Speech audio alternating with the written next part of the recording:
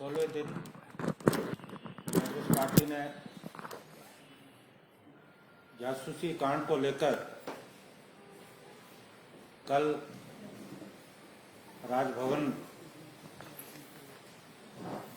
तक प्रोटेस्ट मार्च किया और हर साल की भांति कांग्रेस पार्टी वृक्षारोपण कार्यक्रम पूरे प्रदेश में ब्लॉक स्तर पे आयोजित कर रही है, क्योंकि कांग्रेस पार्टी एक राजनीतिक दल है। हमारा काम केवल विपक्षी दल होने के नाते धरने प्रदर्शन करना नहीं है, वो भी जरूरी काम है, सरकार को घेरना है। 28 तारीख को शिमला अर्बन और चंबा में होगा, 27 तारीख को ऊना और सिरमौर, 28 तारीख को कांगड़ा और सोलन, 29 को हमीरपुर और कुल्लू, 30 तारीख को बिलासपुर और मंडी और 31 तारीख को लाहौल स्पीति और किन्नौर। और मेरी ये कोशिश रहेगी कि मैं भी कई स्थानों पे जो है जा सकूं, और मेरा ये प्रयास रहेगा कि जितना ज़्यादा हो सके मैं इन कार्यक्रमों में अपनी उपस्थिति जो है दर्ज करने का प्रयास करूं। हमारे पार्टी के वरिष्ठ नेता हैं, हमारे पार्टी के विधायक हैं या पूर्व विधायक हैं, हमारे जो अग्रणी संगठन है, उन संगठनों के जो प्रमुख हैं उनको भी पार्टी की तरफ से निर्देश दिए गए हैं कि इन होती है, राज्य आगे बढ़ता है तो ठीक बात है, लेकिन मुख्यमंत्री की जो सक्रियता है, उनके जो कुछ मंत्री हैं उनकी जो सक्रियता है वो केवल उपचुनावों को लेकर, क्योंकि जिस तरह से मंडी संसदीय क्षेत्र में उपचुनाव होने वाला है, 3 और उपचुनाव होने वाले हैं, तो पूरी सरकार का जो ध्यान है वो इन उपचुनावों पे केंद्रित है। जगह जगह पे जाके घोषणाएं हो रही हैं,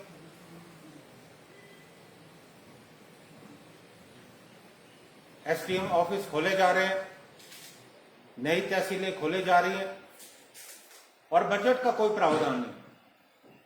और ये बात हम भी आसानी से समझते हैं और आम लोग जो वोटर है, मतदाता, वो भी समझते हैं कि ये चुनाव के वक्त लिया गया फैसला है, क्योंकि अब तो 4 साल हो गए, चुनाव के लिए 1 साल बचा है। और इन 4 सालों में मुख्यमंत्री जी ने घोषणा क्यों नहीं की, हम उनसे ये सवाल पूछना चाहते हैं। अचानक आपको ख्याल आ गया कि जहां पे चुनाव होने हैं वहां उपमंडल अधिकारी को नियुक्त करने की जरूरत है, नई तहसील बनाने की जरूरत है। इन 4 वर्षों में आपको ख्याल क्यों नहीं आया? ये सारे जो फैसले हैं ये चुनावों को लेकर लिए जा रहे हैं और बाद में इस पे कितना अमल होता है ये देखने वाली बात है। हमें संशय है, हमें सरकार की नीयत पे संदेह है। और मुझे बहुत ज्यादा हैरानी है कि हिमाचल प्रदेश लगातार कर्ज की गर्त पे गिरता जा रहा है। लगभग 35-36 हजार करोड़ का कर्जा इन 4 वर्षों में मुख्यमंत्री ले चुके। प्रदेश में संसाधनों को जुटाने का कोई प्रयास नहीं हुआ। एक तो फजूल खर्ची और ऊपर से लगातार नई नियुक्तियां ये सरकार कर रही है। अभी जो है उपचुनाव होने, मुझे लगता है उसके दृष्टिगत जो है राजनीतिक फैसले लिए जा रहे हैं और ये राजनीतिक नियुक्तियां हो रही है। हाल में ही 2 मीडिया कोऑर्डिनेटर बनाए गए, 2 विधायकों में एक विधायक को कैबिनेट दर्जा, एक को राज्य मंत्री का दर्जा देके सचेतक और उप सचेतक बनाया गया, 3 निगमों के अध्यक्ष बनाए गए। मुझे हैरानी की बात है कि बोर्ड और निगम घाटे में चल रहे हैं। एक पर्यटन बोर्ड है। अब उस बोर्ड की क्या कार्य प्रणाली है वो मेरी समझ से परे। वहां भी उपाध्यक्ष बनाया गया। अब दो जो और उपाध्यक्ष बनाए गए, जहां का उन्हें उपाध्यक्ष बनाया गया है, अब मुख्यमंत्री जी बताएं कि उसका क्या फायदा राज्यों को होने वाला है। आप लगातार प्रदेश में बोझ डाल रहे हो। और मैं आपको एक उदाहरण देना चाहता हूं। आदिकाल में हमारे एक चारवाक ऋषि हुए हैं, आपने भी उनका नाम सुना। वो जो ऋषि हैं वो भौतिकवाद के सिद्धांत पे विश्वास करते हैं। उनका यह कहना था कि जिंदगी अगर मिली है तो मजे करो। अगर आपके पास घी नहीं है और घी खाने का मन है तो उधार लेके घी खाओ, क्योंकि उस वक्त शायद मुझे लगता है शराब नहीं होती थी। अगर होती तो उन्होंने यह कहना था कि आप जो है उधार लेके दारू पियो। तो उनका जो सिद्धांत है वो पूरा का पूरा भारतीय जनता पार्टी जो है वो सिद्धांत पे चल रही है। मैं तो ये कहूंगा कि ये जो भाजपा के लोग हैं ये चारवाक ऋषि की संतानें हैं या उनके अनुयायी हैं। अब आप देखिए देश के क्या हालात है। आपके पास देश चलाने के लिए पैसा नहीं है। आप 1,75,000 करोड़ रिजर्व बैंक से ले रहे हो, जो कि पहली बार हुआ है, आज तक किसी ने नहीं लिया। आर्थिक स्थिति पहले भी खराब रही है देश की, किसी ने नहीं लिया, लेकिन ये रिकॉर्ड मनमोहन सिंह जी ने बनाया। और कोरोना महामारी के चलते तो हमारी जीडीपी लगातार गिरती जा रही है, बेरोजगारी बढ़ रही है। लोगों की इन्होंने कहीं मदद नहीं की। बताएं किसकी मदद की इन्होंने?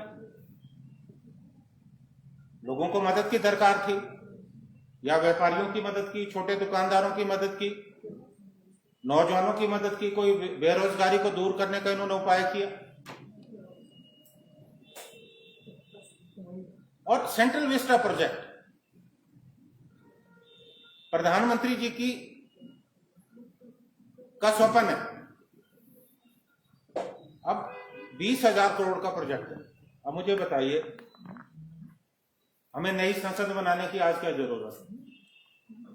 जो हमारी संसद है बिल्कुल ठीक है, ऐतिहासिक है। ये पैसा आप क्यों खर्चना चाहते हैं? प्रधानमंत्री का जो अपना आवास है वो भी आलीशान बनने वाला। और तो और प्रधानमंत्री जी 8,600 करोड़ का जेट खरीद के लाए। अमेरिका के जो राष्ट्रपति हैं वो उस जेट में सफर करते हैं, जो बोइंग विमान है। तो अब हमारे प्रधानमंत्री जी भी उनसे पीछे नहीं रहना चाहते, वो भी लाए, वो भी बराबरी करना चाहते हैं। अब आप देखिए अमेरिका की तुलना हम भारतवर्ष से नहीं कर सकते। उनकी आर्थिक स्थिति मजबूत है, उन्होंने लिया, मुख्यमंत्री जी भी प्रधानमंत्री जी भी लेना चाहते हैं। और हमारे जो मुख्यमंत्री जी हैं वो भी बिल्कुल नक्शे कदम पे चल रहे हैं। अभी जो है एक हेलीकॉप्टर है, दूसरे हेलीकॉप्टर की बात हुई, और जब कांग्रेस पार्टी ने शोर मचाया तो शायद मुझे लगता है कि अभी शायद स्थगित किया। और अब जो ये नियुक्तियां हो रही हैं, इन नियुक्तियों का कोई मायने नहीं रहेगा। आपने हिमाचल प्रदेश में कोरोना के समय में कितने लोगों की मदद की, आप बताएं। मुझे ये लगता है कि ये बिल्कुल संवेदनहीन सरकार है। अभी बहुत से ऐसे किस्से हैं, समय लगेगा। जो अफसरशाही है वो बेकाबू है। जो अच्छे अफसर हैं उनको काम करने नहीं दिया जा रहा। जो इनके मंत्री हैं वो अफसरों से लड़ते हैं, जो ईमानदार अफसर हैं उन्हें डांटते हैं, उन्हें हतोत्साहित करने का प्रयास करते हैं। तो ये सब कुछ सरकार में जो है चल रहा है, आलीशान गाड़ियां खरीदी जा रही है और उन आलीशान गाड़ियों का इस्तेमाल अफसर कम जो इनकी काबीना में मंत्री बैठे हैं वो कर रहे हैं। अब मैं आज नाम तो नहीं लेना चाहूंगा, लेकिन आप लोग सभी जानते हैं कि कौन लोग हैं। तो ये स्थिति जो है बहुत चिंताजनक है। आपने संसाधनों को जुटाने का प्रयास नहीं किया और ऊपर से आप कर्जा लेकर नए नए चेयरमैन, वाइस चेयरमैन नियुक्त कर रहे हो। अभी मेरी सूचना है कि ये शुरुआत है, अभी तो और भी होने वाले हैं। चाहिए तो ये था कि आप देखते कि कौन से जो निगम है वो घाटे में चल रहे हैं, किन का फायदा हो रहा है। जो घाटे में चल रहे हैं आप बंद करो, लेकिन इन्हें राजनीतिक आधार पे अपने लोगों को जो है फायदा देना है। कांग्रेस पार्टी सरकार के इस निर्णय का विरोध करती है और अगर ये और नियुक्तियां करते हैं उसके लिए कांग्रेस पार्टी को फिर से अगर सड़कों पे आना पड़े हम उसके लिए तैयार हैं। एक बात मैं और कहना चाहता हूं,